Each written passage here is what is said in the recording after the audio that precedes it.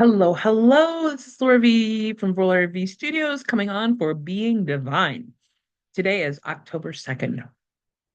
I'm really excited. I'm now really excited about this month. Those last few days of September were feeling really heavy, and I was a little concerned.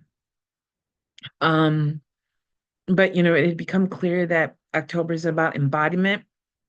And yesterday I had woken up with kind of a scare with my body, and I had a beautiful healing session. And this morning I woke up. It was interesting because I went to a movie with my daughter and a fear came up. I'm like, hmm, what's this about? And I asked my guides to just, send love to any of my parts that were feeling fear. But it did occur to me at some point, I'm like, I wonder if it's somebody else's fear. And the cool thing I've learned about that is, and actually I just gotta learn this for me, period. But to stay in awakened self and let the fear just be there, and it will work its way. And yeah, that was the gift that I got from the healing session yesterday, is reminding me in a very experiential way um what it's like to be in awakened self and hold space for a wounded part and let those feelings go through, but to be in awakened self and what that feels like. And I'd lost that. So I'm glad to have that back. That feels good. But the thing I noticed this morning is I had to get up to use the bathroom. So I just, for the heck of it, I don't do it every day, but I'm curious sometimes, like what I weigh. And I lost weight. It's like interesting. Now, so this month I'm exploring what it means to embody my divinity. Well, from that healing session, there he's like, you're vibrating at a new level. I'm like, okay. And I could feel this morning while I was doing my meditating that I felt more like energy than a physical body. So that was kind of cool. I was enjoying that sensation and that experience. But I was really excited about the weight because yesterday, because I got scared about stuff that's going on from some blood tests, I decided that I was going to do a cleanse. And I was just going to have a strawberry pineapple smoothie for breakfast and drink water and make some nettle tea and drink some lemon water. And I decided it would be okay to have like blueberries. But I just didn't want anything really heavy and not full of sugar so that my body can kind of detox a little bit. Well, I ended up eating like a cinnamon roll and one or two chocolate chip cookies, maybe one. Which I was like, ugh. But you know what? I decided no. I'm not gonna give that power to food. But the interesting thing was that I had my smoothie. My daughter cooked some eggs for me. So that was my protein for the morning. And I had my blueberries. And then I just had some water, and then it was like 5 o'clock. I'm like, I need some food.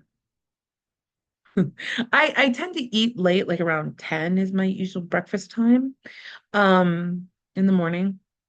And then I tend to have lunch around 2, because that's 4 hours, and then dinner around 6 or 7. But it was 5. I'm like, haven't had lunch yet. I should eat something. And then we wanted to go to a movie at 6:30. So this was going to be dinner too. So it ended up being a salad with some carrots and cucumbers and something else with some balsamic vinaigrette dressing and some rotisserie chicken. And I went to the movie theater and I could smell the popcorn, and I asked my daughter, like, you want to do concessions? She's like, no, I'm good. I'm like, okay, yeah, I could do that. So we went and enjoyed the movie. And it was fine and it was great. And I came home and I went to bed. So when I woke up this morning and thought about this, I was like, wait a minute, I was satisfied the whole day. Isn't that interesting? So it's gonna be interesting.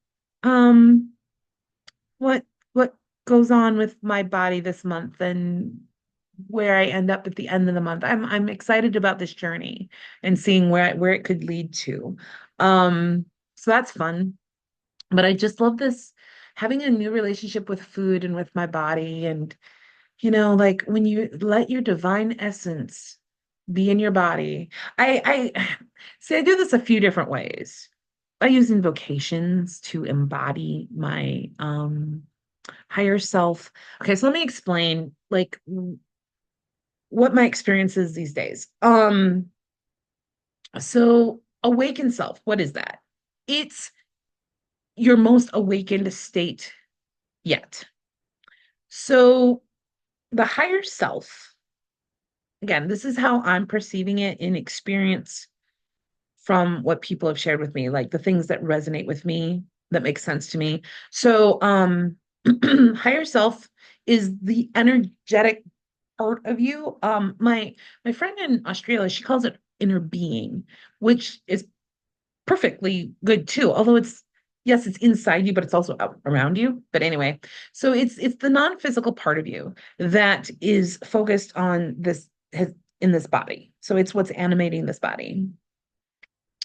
And yeah, and so she's got a personality and I love her. She's really vibrant and vivacious and well, not vivacious. That's not the right word. She's radiant. She's radiant and she's vibrant and she's happy and joyful. And I just love her. So basically, the way I'm going right now, yeah, that's her shining through. So yeah, that's my higher self.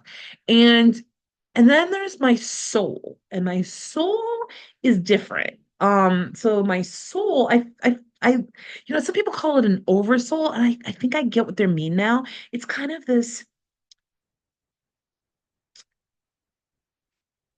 oh God, it feels like a higher level. It's probably not, elevation, but it just feels bigger, like, well, like the sky. Because when the invocation they had me do last year, my first, how was that?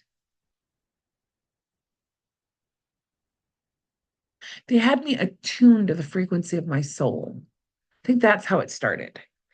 Attuning to the frequency of my soul. And the first time I didn't get there. I was just cleaning up. And I was used to that because of the work that I do with Benjamin in his membership. Is he does a 5D immersion. And he explains if you're not ready for 5D, they'll be cleaning you up to make you ready. So don't worry if you don't feel the bliss of 5D in the first try.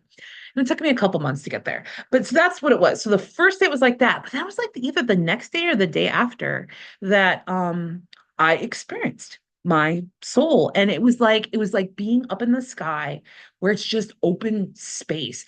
And I could feel like the air moving around me. That was it.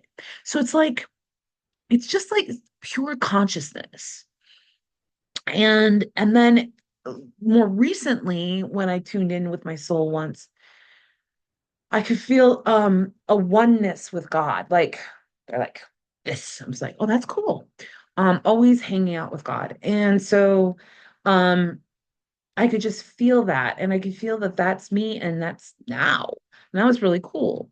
And then I've been learning to feel closer and closer to that. But yeah, so the soul is like the part of us that plans this life, creates the the higher self that runs the story that create is blah, blah, blah. But yeah, so the soul remembers it is the culmination of all the lifetimes it's lived.